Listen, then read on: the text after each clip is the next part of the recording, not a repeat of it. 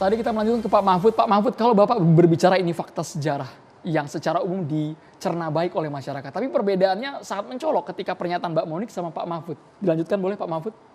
Iya, jadi begini, kalau kita bicara usia konflik, kalau konflik itu kita mulai dari sejak negara Israel itu dideklarasikan di tanah Palestina yang diokupasi sampai sekarang, itu sudah 73 tahun konflik ini terjadi.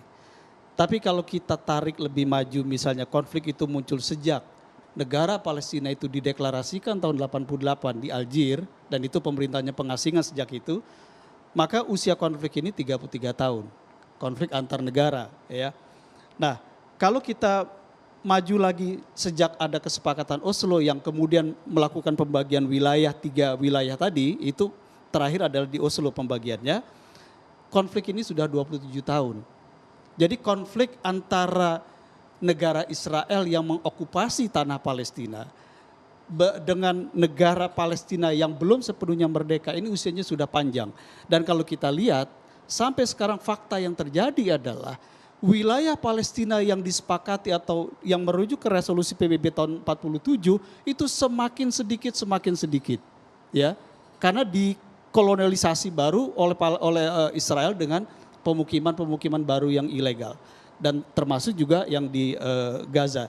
Jadi kalau kita melihat bahwa usia konflik ini sudah panjang dan kelihatannya Amerika dan Eropa juga sudah mulai capek menyelesaikan konflik ini, termasuk PBB juga sulit mengatasi ini, saya kira kita kembali ke akar masalah. Konflik ini muncul ketika tahun 48 berdiri sebuah negara di tanah yang dirampas secara ilegal, yaitu negara Israel. Jadi solusi yang perlu kita pikirkan sekarang ini, opsi yang kami sampaikan adalah mari kita berpikir sekarang solusi baru. Bukan two state solution, tapi solusi yuk kita bubarkan Israel. Itu solusi alternatifnya. Bapak, apakah resolusi PBB itu adalah sebuah ilegal, keputusan ilegal?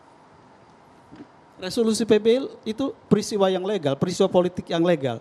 Tetapi ketika tahun 47 resolusi itu dikeluarkan membagi tanah Palestina untuk 2 bangsa, apakah Israel mematuhi resolusi itu? Apakah Israel tetap komitmen dengan pembagian wilayah berdasarkan resolusi PBB tahun 47? Betul. Tidak ada, Pak, Mbak. Israel tidak ada. mendiami. Sekarang wilayah yang diberikan oleh PBB tahun 47 yang sekarang de facto dikuasai oleh Palestina, oleh NPA, National Palestinian Authority, itu tinggal 18%. Nah, ini sebetulnya di dalamnya sudah dikapling-kapling dengan pemukiman ilegal yang baru dan tidak pernah dihentikan sampai sekarang.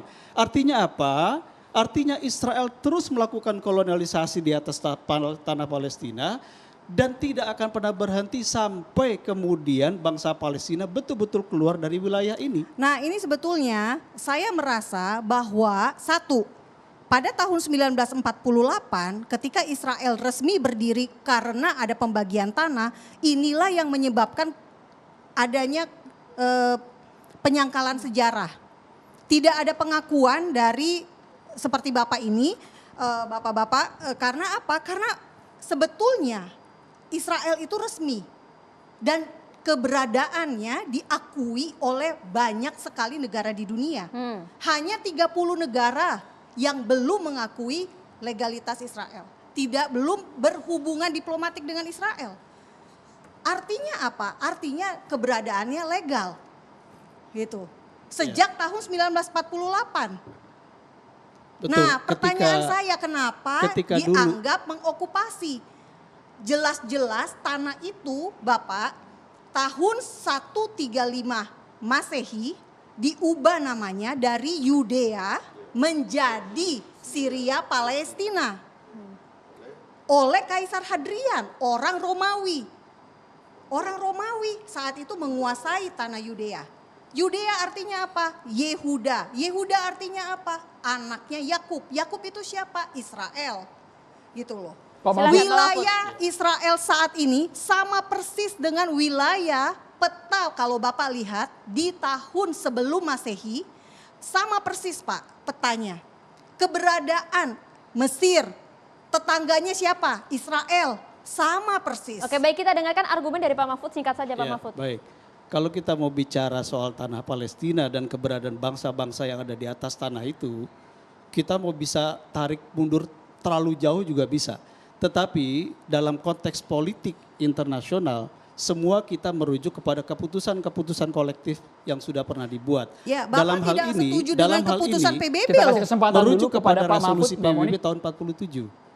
Resolusi PBB tahun 47 apa? Tanah Palestina dibagi untuk dua bangsa, yaitu bangsa Yahudi yang mendirikan negara Israel secara sepihak pada masa itu tahun 48 atas dukungan negara-negara barat dimotori oleh Inggris dan Perancis tentu saja. Lalu kemudian bangsa Palestina yang tahun 88 mendeklarasikan negara Palestina. Kalau tahun 47 kita buka resolusi PBB, pembagian wilayahnya jelas. Sekarang kalau kita buka peta existing, kebetulan saya sudah berapa kali Mbak ke sana. Saya ketemu Presiden Mahmud Abbas, saya juga ke Gaza ketemu Ismail Haniyeh pada waktu itu. Jelas sekali bahwa perampasan tanah yang oleh PBB dimandatkan untuk bangsa Palestina itu terjadi terus-menerus sampai sekarang dan tidak pernah berhenti. Sekarang 400.000 pemukim ilegal Yahudi mendiami tanah-tanah Palestina di atas bangunan-bangunan pemukiman baru. Apakah ini bukan kolonialisasi? Dan PBB secara resmi tahun 74 telah menyatakan status Palestina itu sebagai occupied territory. Oke, Tanah yang diduduki oleh siapa? Mbak Monik, Kalau baik itu misalnya- fakta sejarah yang misalnya Itu- kita tarik itu PBB, mundur, itu akan istilah jadi ini sudah panjang dari sekali PBB. segmen ini akan habis untuk membahas masalah sejarah di Palestina.